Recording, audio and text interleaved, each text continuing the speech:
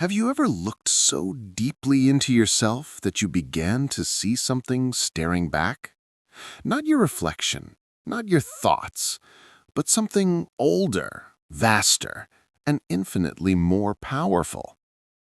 That is where Carl Gustav Jung went, and where most people would never dare to follow. Jung didn't seek power or fame or even understanding. He sought truth.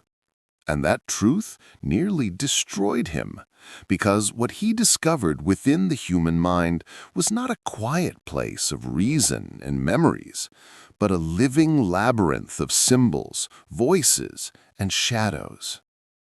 He found a realm so vast that it could contain both heaven and hell, and he realized that both existed inside every human being.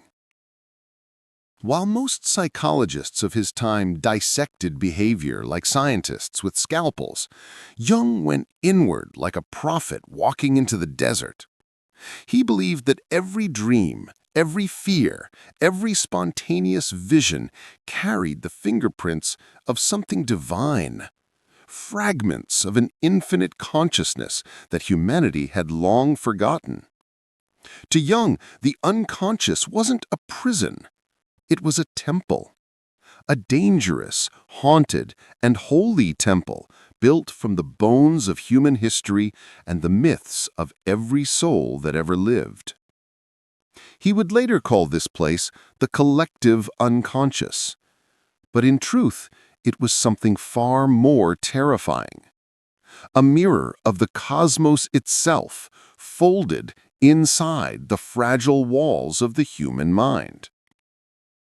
And it all began when Jung started to lose his grip on what the world calls reality. After his break with Sigmund Freud, Jung entered what many would now call a psychological crisis. But for him, it was a calling. He began hearing voices, seeing visions, and encountering figures in dreams that felt more alive than the people around him. He wasn't hallucinating. He was witnessing the architecture of the soul in motion.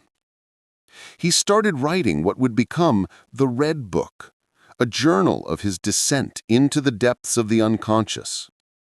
Page after page, he recorded his encounters with ancient symbols: a serpent, a wise old man, a child made of light, and the figure he would later call Philemon, a being that became his inner guide. To the rational mind, these were hallucinations. To Jung, they were revelations. Each symbol carried a message, and together they whispered something blasphemous and profound. That God was not somewhere above, judging humanity, but inside, waiting to be awakened. It wasn't religion that revealed this to him. It was madness. The kind of madness that only comes when the walls between the conscious and the divine begin to crack. Jung began to see that humanity had exiled its own divinity. We had buried our gods beneath layers of reason, technology, and routine. But in our dreams, in our art, in our deepest fears, those gods still spoke. They had simply changed form, hiding behind the symbols of our unconscious, waiting for us to listen again. And Jung listened. For years, he walked between sanity and revelation.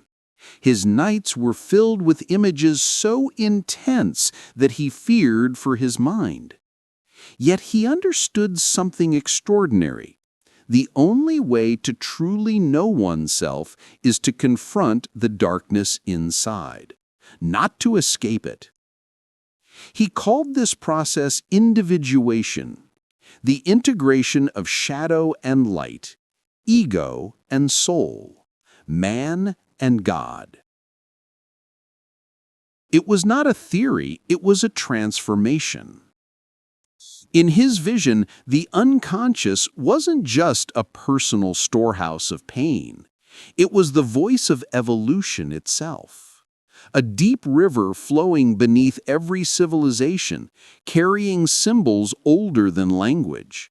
Every myth, every god, every demon humanity ever created, all of them lived inside that river, waiting to surface in our dreams, our fears, our art. Jung believed these archetypes were the fingerprints of the divine mind, the proof that we were not separate from creation, but part of it. But the discovery came with a price. The more Jung explored, the more he realized how fragile the conscious mind truly is. He compared it to a small light flickering above an infinite abyss. And once you start to look into that abyss, once you begin to hear the voices in the depths, something begins to shift. The unconscious doesn't want to be observed, it wants to merge. Jung often described this confrontation as a kind of death. The ego dies, the mask dissolves, and what remains is something terrifyingly real, the raw essence of being. For Jung, this wasn't metaphysical poetry, it was lived experience. He didn't theorize about the soul, he spoke with it, he argued with it, he let it devour him until he saw what few men ever see, that the boundary between God and man is not a wall, it's a veil. And that veil is the unconscious. That was the place where he met the divine. Not in churches or rituals, but in the burning landscapes of his own mind. He saw that the human psyche wasn't merely human. It was cosmic. Every dream was a message, every shadow a teacher, every fear a passageway into the sacred. Carl Jung wasn't just a psychologist. He was an explorer of the unseen, a man who risked his sanity to prove that the human spirit is not empty, but infinite. And while the world labeled him a mystic, or worse, a madman, Jung had already crossed the threshold. He had touched the divine in the only place it could truly be found, within. But that realization came with a haunting question, one that he could never fully answer. If God exists inside the human mind, what happens when that mind begins to break? When Jung descended into his own mind, he discovered that not every light reveals truth. Some lights blind. Some illuminate horrors we were never meant to see. He had already walked through the divine corridors of the unconscious, but what awaited him next was something darker, the part of the human soul that refuses redemption. He called it the shadow. The shadow is not evil. It is honest, brutally, painfully honest. It is everything you hide, the envy you deny, the lust you repress, the rage you justify, the guilt you bury beneath smiles. It's the part of you that watches as you pretend to be good and whispers, "I know who you really are." For Jung, meeting the shadow was not a theoretical exercise, it was war. He realized that humanity's greatest danger was not nuclear destruction, not plague, not even the collapse of civilizations. It was unconsciousness. Because when people are unaware of their shadows, they project them onto others. They call others monsters while feeding the same beast within themselves. He saw it happen in real time. The early 20th century was burning. Wars, nationalism, ideologies born from collective hatred. To him, these weren't just political movements. They were eruptions of the collective shadow. Humanity was no longer fighting other nations. It was fighting its own repressed darkness on a global scale. He once said, "The world hangs by a thin thread, and that thread is the human psyche. To him, that wasn't philosophy, it was prophecy. Jung understood that unless man confronts his inner darkness consciously, that darkness will take form in the world, through dictators, cults, and destruction disguised as righteousness. And so, his own confrontation with the shadow became a metaphor for all humanity. In his visions, the shadow often appeared as figures that mocked him, tricksters, serpents, demons with familiar faces. They represented everything he refused to acknowledge about himself.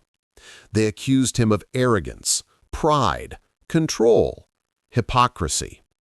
And Jung, rather than silencing them, listened. He realized that healing does not come from denial, but from dialogue. You cannot destroy the shadow, you must integrate it. He wrote, "One does not become enlightened by imagining figures of light, but by making the darkness conscious." That sentence, perhaps more than any other, captures the essence of his psychology, the courage to face what most people flee from, themselves. For Jung, integration was the path toward what he called the self, not the ego, not the personality, but the totality of being, the union of conscious and unconscious, shadow and light, human and divine. It was not perfection, it was wholeness. He imagined the self as the center of the psyche, a hidden pattern that guides the individual toward inner completion. Every symbol, every dream, every crisis in life was, in his view, a whisper from the self, calling us home. But to reach it, one had to pass through hell. Jung's own hell lasted years. His nights were filled with visions of floods, wars, and endless fire. He dreamed of the earth splitting open and rivers of blood covering Europe, dreams that later seemed to foreshadow the world wars to come. He wasn't predicting the future, he was feeling it. Humanity's unconscious was erupting, and he could sense it like a psychic storm. He believed that what happens inside the individual happens eventually to the collective. When a single person represses their darkness, they suffer neurosis. When an entire civilization represses it, it creates war. To Jung, the collective shadow was the true apocalypse, not an external punishment, but the reflection of what humanity refuses to acknowledge about itself. Still, amidst that darkness, Jung discovered something extraordinary, that the shadow, when embraced, becomes a source of strength. It holds the vitality, creativity, and instinct that the ego suppresses in its pursuit of social acceptance. He saw that every saint hides a sinner, and every sinner carries a spark of the sacred. The shadow is not an enemy, it is a forgotten ally. He compared the human psyche to an alchemical process. In alchemy, the base material, the prima materia, must first decay and rot before it can be transformed into gold. In psychology, the prima materia is the shadow. Only by descending into that decay can one rise toward wholeness. In his Red Book, he illustrated this descent as a spiritual alchemy, the transformation of the self through confrontation, death, and rebirth. But Jung's own transformation was brutal. There were nights when he felt he might lose his mind entirely. He wrote that his visions were so vivid that he sometimes feared never returning to reality. And yet, he knew that the only way out was through. He once described a dream where he stood before a massive, dark figure, a being both monstrous and majestic. It looked at him with eyes full of ancient sorrow and said, "I am you." Jung woke trembling. He understood.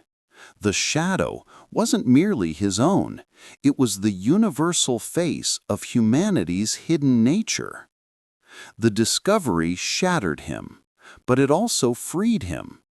Because once you accept that the darkness within is not an intruder, but a part of yourself, you stop fearing it.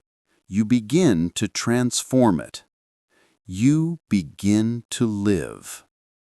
The shadow became for Jung a sacred teacher. It was the crucible where the soul is tested, purified, and reborn. Without the shadow, there is no authenticity. Without pain, no consciousness. Without dissent, no ascent.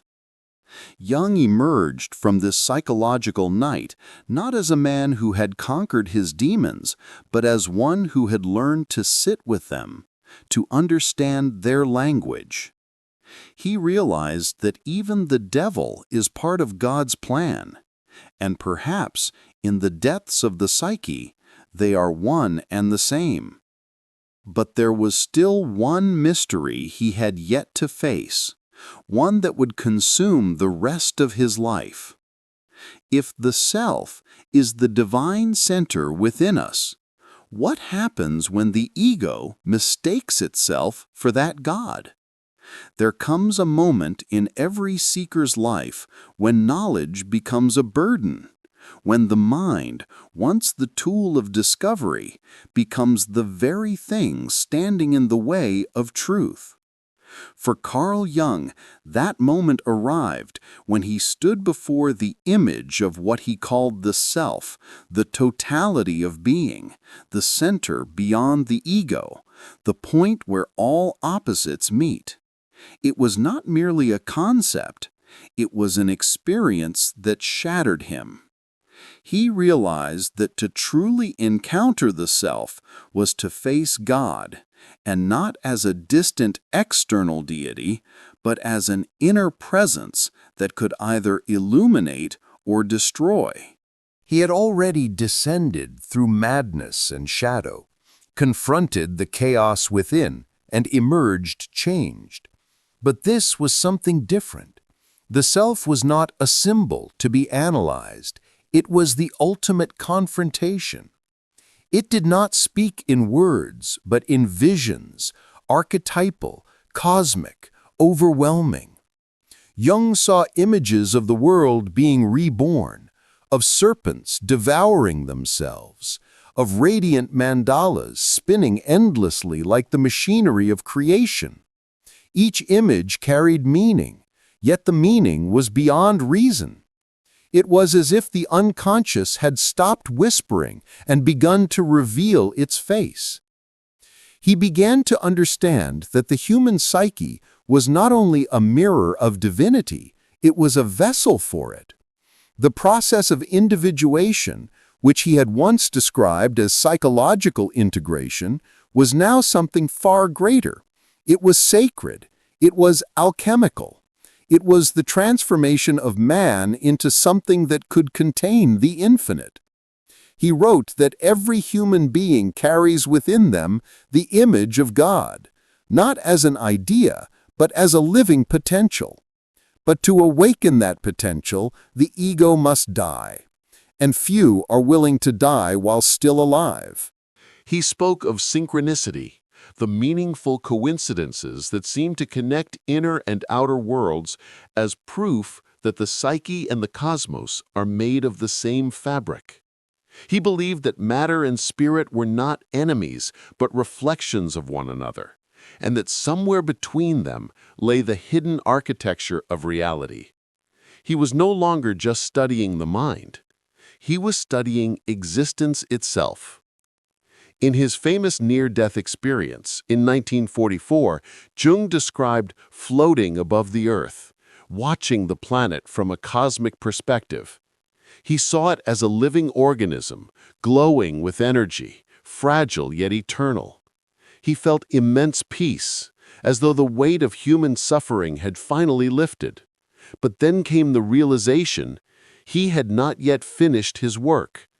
The vision receded, and he awoke in his hospital bed, returned to the realm of time and mortality. But the memory of that moment never left him. He said it was like having looked through the curtain of eternity and being forced back into the play. After that, his understanding of God changed forever. He no longer thought of the divine as an external ruler, nor as a projection of human need. God, to Jung, was a process, a psychic unfolding, an evolution of consciousness itself. Humanity, he believed, was not separate from God's story. We are that story. Every dream, every conflict, every act of creation or destruction contributes to the ongoing birth of the divine within the human soul. The apocalypse he once feared was not the end of the world, but the revelation of what has always been hidden, that the divine is awakening through us. Yet Jung was careful never to claim that he had found God. He said instead that he had experienced something that behaved like God, an overwhelming force of meaning that spoke through symbols, through synchronicities, through the voice of the unconscious. To define it would be to kill it. To worship it blindly would be to become possessed by it. The challenge was not to believe or disbelieve, but to live in dialogue with it. Because every person, he said, must face their own version of the divine, and that encounter will either make them whole or break them completely. In his solitude by Lake Zurich, Jung often walked among the stones of his home in Bollingen, a tower he built by hand as a retreat from the noise of civilization. There, surrounded by symbols carved into rock, he meditated on what he had seen. The tower, he said, was a representation of his own psyche, grounded in the earth, reaching toward the heavens. Each wall, each inscription, each circular pattern was a fragment of his inner world made tangible. It was not a house, it was a temple. And yet, even there, in the silence of his sanctuary, Jung admitted that he did not fully understand what he had encountered. He once wrote, "I do not believe, I know." But even that statement carried a tremor of uncertainty. What did he know? That the unconscious speaks in symbols, yes. That those symbols shape our lives, certainly. But beyond that, beyond the language of archetypes and dreams, lay a mystery so vast that even Jung, the man who had mapped the soul, could not chart it. He realized that to truly meet the self is to meet infinity. And infinity cannot be possessed. It can only be endured. As his life drew to a close, Jung's reflections became softer, more poetic. He no longer spoke with the intensity of a prophet, but with the quiet awe of someone who had seen too much. He told his students that psychology alone could not save humanity, only consciousness could. And consciousness, he said, is born through suffering, through love, through the courage to confront the unknown within ourselves. He knew that most people would never attempt that journey. It was too dangerous, too lonely, too consuming. But for those who did, he offered a simple truth. The path to God passes through the heart of darkness. In his final years, he dreamed again of Philemon, the winged old man who had guided him through his visions decades earlier. This time, Philemon said nothing. He simply looked at Jung, smiled, and faded into light. Jung woke with tears in his eyes, understanding that his journey was ending. He had spent a lifetime exploring the landscape of the mind, and now he stood, on the edge of the great unknown once more. Whether he found God in the unconscious, or whether the unconscious found God through him, no one can say.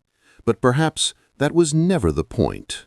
Perhaps the divine was not something to be found, but something to be realized.